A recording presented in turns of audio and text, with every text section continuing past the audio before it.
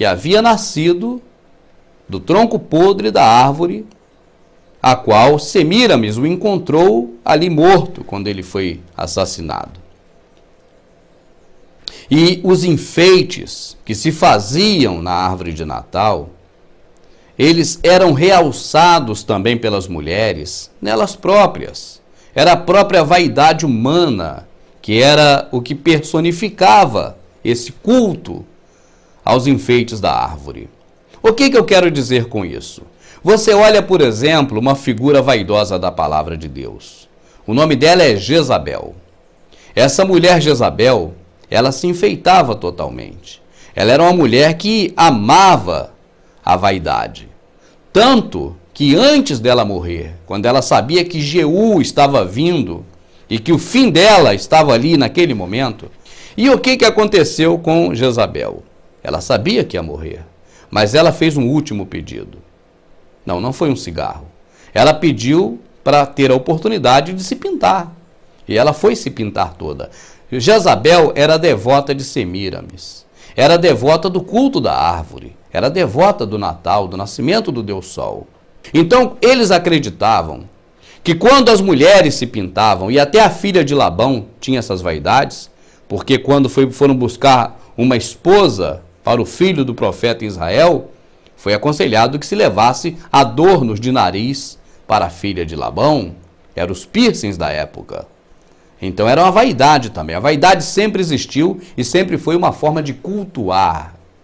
A pessoa se maquiar para ficar bonita, para realçar, é uma coisa. Agora o excesso se torna vaidade. E a vaidade é um culto a deuses estranhos. E nesse caso, o deus Tamuz, o pinheirinho de Natal.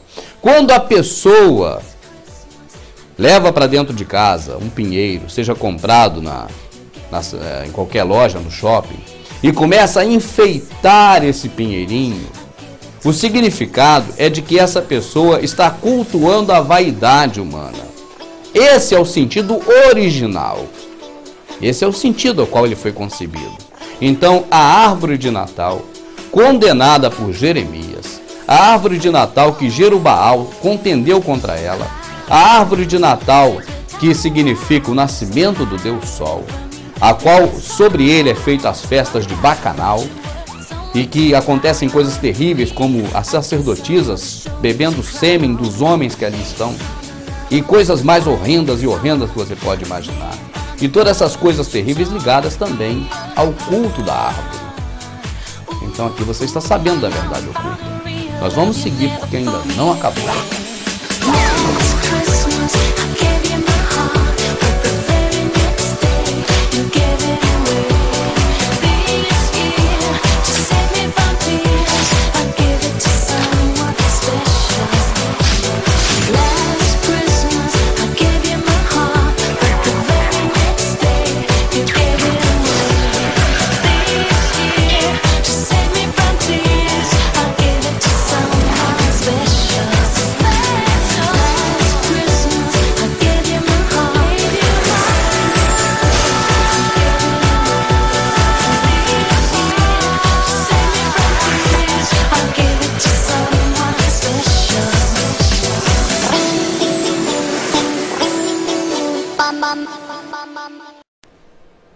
E neste último segmento nós vamos aqui então enfocar a questão da festa em si.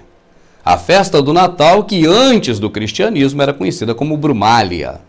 Brumália era uma festa em que o principal homenageado era Tamuz, na figura do deus Baco.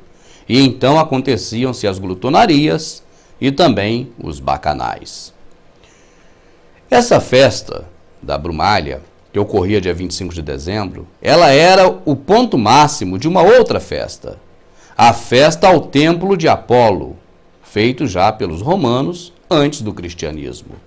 A festa ao templo de Apolo, ela começava em 17 e terminava em 24 de dezembro, sendo seguida pela Brumália, que ocorria em 25 de dezembro. Hoje, quando comemoramos o Natal, na verdade nós estamos dando sequência a um costume anterior mesmo à criação da religião cristã. Nós estamos dando sequência a um costume pagão de forma terrível, feito muito antes do nascimento do Jesus histórico, filho de Maria, filho do carpinteiro José, do Jesus mítico, filho de Deus, que morreu na cruz do Calvário. Muito antes disso se praticava esse Natal, e era Brumália. Hoje, quando nós aproveitamos o Natal para uma reunião social com os amigos e com os familiares, e achamos que por isso o Natal então tem seu lado bom, e devemos dizer assim: não, eu não pratico nada daquilo. Olha, o que eu faço agora é uma reunião saudável com meus amigos, com meus irmãos, com meus parentes. Eu digo a você, meu amado, que de qualquer forma, você está inserido no mesmo contexto da festa natalina. É a mesma festa de Natal, não é outra. Então, se é uma ocasião para reunir os familiares, para ter uma comunhão, por que não faz em outra época? Por que deixa para esse dia? Porque o espírito natalino é que envolveu você, como envolveu todas as outras pessoas. Esse espírito natalino não é de Deus. Efetivamente, esse espírito natalino é um espírito demoníaco, vindo diretamente das religiões pagãs de muito tempo atrás. Você observa que todos os elementos que compõem o Natal têm uma origem pagã. Eu já não vou nem entrar aqui no mérito da questão do Papai Noel, porque é mais do que sabido que ele representa São Nicolau. Pelo menos essa é a história que se passou para nós. Eu, particularmente, creio de outra forma. Eu creio que Papai Noel foi criado pelos senhores do mundo exatamente com um fim específico: tirar o sentido da existência real de Jesus. Eu creio que quando a criança começa a acreditar que existe Papai Noel e que ele está relacionado a uma suposta festa de aniversário de Jesus Cristo, essa criança vai chegar a uma idade de 4, 5, 6, talvez 7 anos de idade, crendo dessa forma, crendo que Papai Noel tem a ver com Jesus. Papai Noel existe e Jesus também existe.